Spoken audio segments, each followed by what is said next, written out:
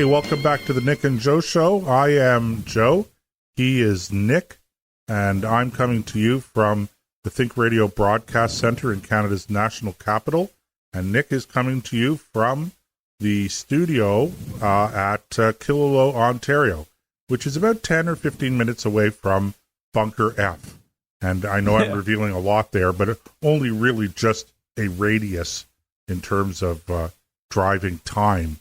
So people still aren't able to determine the exact location of Bunker F. Well, we're not going to tell them any more than they absolutely need to know on that front. No, we definitely are not. Okay, so we promised you a bit of an explosive segment here as we head into the home stretch in this week's episode of the Nick and Joe Show, and so we believe in delivering. So here it is. Mein Kampf has been republished by a number of academics, and here's the question that needs to be asked. Why are we republishing this book? Is it necessary to republish this book? And speaking as a conservative, and particularly as a Jewish conservative, should I be in favor of publishing it? Or should I believe that this is, Adolf Hitler's seminal central masterpiece, if you want to call it that? Should it be canceled? Should this be, condemned to the dustbin of history? I don't know. Well, I can see why academics and real historians would want access to it. The study of history is a very important part, and as ugly a chapter as that is, that time period, it is part of our human experience and does need to be remembered and learned from. But what I'm afraid of, we see a rise of anti-Semitism across the world, not just here in Canada, but all over the place. And there was never a bigger anti-Semite that I've come across in history than Adolf Hitler. So the question becomes, by producing this book again, with how many footnotes is in it, Joseph? Over 2,000? It's 2,008, to tell you the truth. Yeah, 2,800. Over 2,000, almost 3,000. Correct. Footnotes in this book.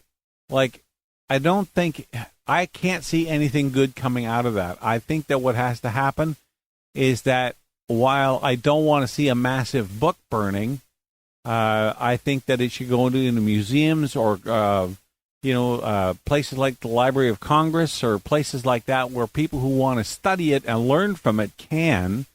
Let's not wipe it out entirely, but there's no good reason I can think of to republish this book, because there are going to be people out there, although you could say the same thing about a lot of different books, but especially this book, who are going to see things in it that they go, yes, this, I understand what he was trying to do here, and he just didn't do it right, and try to promote that mentality when there was nothing healthy or good about it at all. And it's just, you got to scratch your head and say, why? What would prepare, other than, a crass grab at book sales because, oh my God, a new version of Mein Kampf has come out. First of all, it's a sad testament they think there's a market for it. Like, any sane person I know wouldn't buy that, unless, again, they're a serious historian. But short of that, some kind of researcher, nobody else would buy the thing. So why would they publish it? Well, in fairness, I think that the idea of publishing it with all of the 2,800 footnotes, and just reading from the headline in the National Post, that the idea was to confront Nazism. And so the idea is to publish the book along with all of the caveats, all of the points saying, this was accurate, this was inaccurate, this is what the result was. In other words, it's not being published here for commercial success. It's being published, as you said, a historical document, and the translators and the publisher have gone to great lengths to try to establish some degree of context here, not to explain this is what he meant and etc., but to basically say, this is why this is such a bad book, I guess. But all of that really, I think, raises the question of why publish it at all. In other words, 2,800 footnotes. I don't know how long the footnotes are, but that's got to be pretty close, if not greater than the actual length of the book.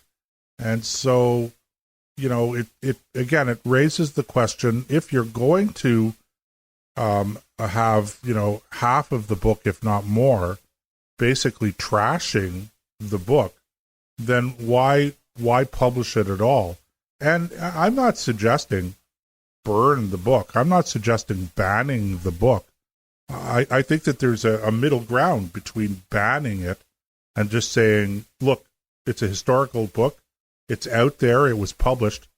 But I just don't see the benefit of publishing it again or again and again. And therefore, I'm not going to publish it. So, maybe that's the best compromise for those of us who are uncomfortable with the idea of banning books and, the whole idea of cancel culture.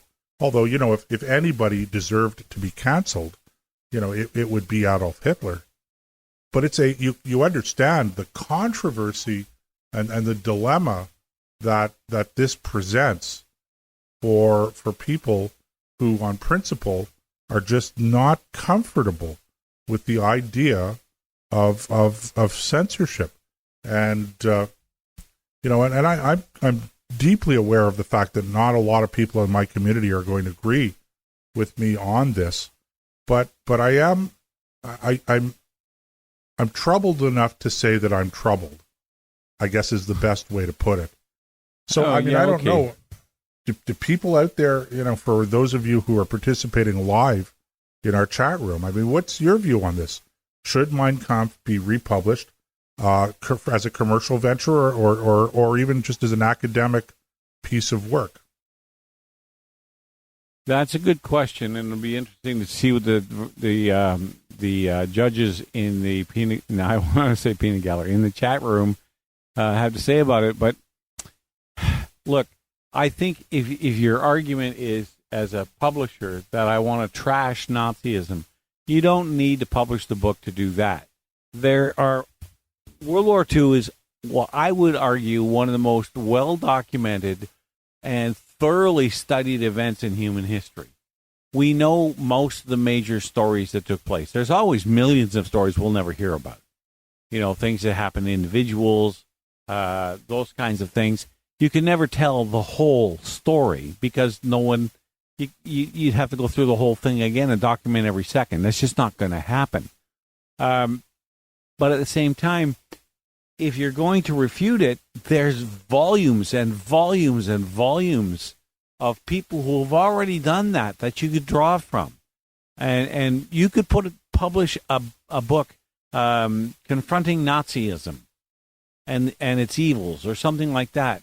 You could draw from Mein Kampf a couple of examples to support your case. Say, look, this is on, from Mein Kampf in this chapter on this page on the paragraph. Here's what he said. And this is what we think he meant by it. But you don't have to republish the whole book. There's other ways to accomplish the same end if that's what your argument is. Well, for the sake of being fair and accurate, this particular book, it's a French book, and the context or the title of it is Putting Evil into Context, a critical edition of Mein Kampf. So I think what the authors are trying to accomplish, Nick, is precisely what you're describing, and good for them for making that effort.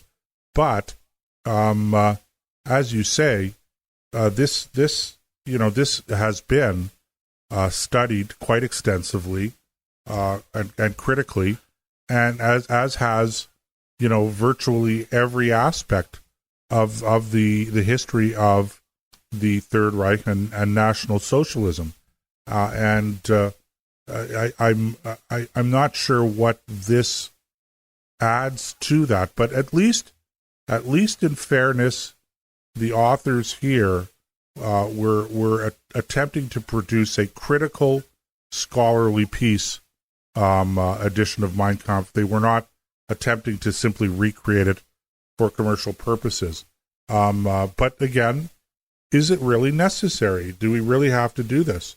And is this really the best way or the most important scholarly examination of the Third Reich? Because I think there are more important avenues to pursue here.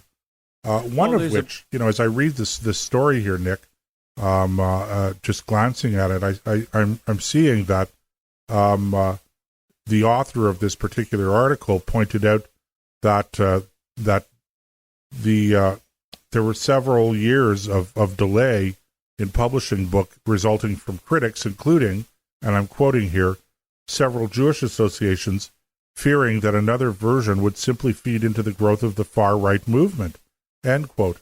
And that I think is an avenue of scholarship that needs to be pursued, because we're still stuck in this time warp, this World War II presentation of National Socialism and fascism being a right-wing phenomenon, and communism and socialism and its iterations being a left-wing phenomenon.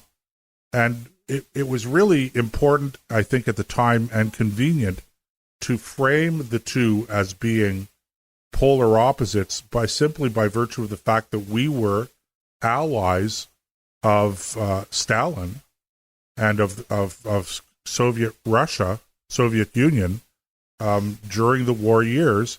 And so there was, I think, a need to find some kind of an intellectual, if you will, fig leaf over the fact that we were really making a common cause with one fascist government over another fascist government, and that it's really if you want to frame things in terms of right wing and left wing, and I'm always very hesitant to do that. I don't find it to be a very sophisticated way of framing the debate.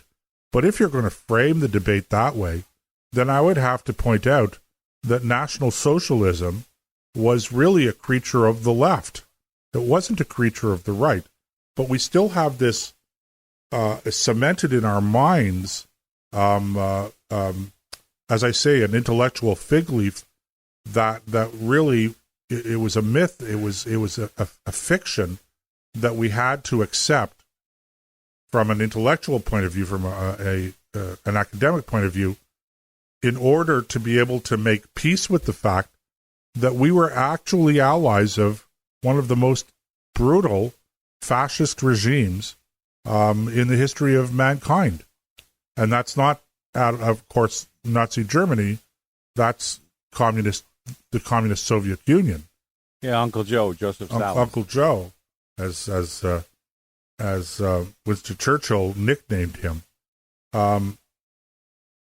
So I think that's a far better avenue of scholarship, a far more productive avenue of scholarship, because I think that we, unfortunately, are in a time where this confusion about what is and is not fascism, and somehow or other that socialism is not one of the steps to a fascist government,